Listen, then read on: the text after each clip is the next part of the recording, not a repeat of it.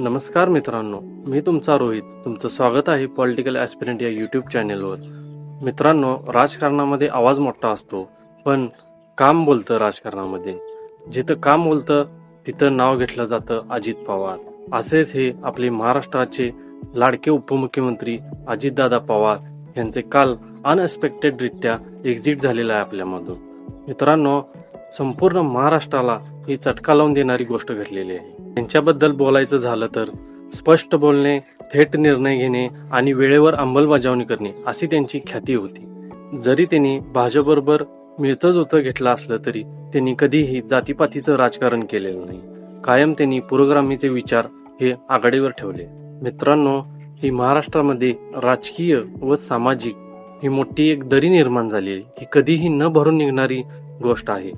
राजकारणातील दादा माणूस गेला असंही म्हणणं वावगं ठरणार नाही.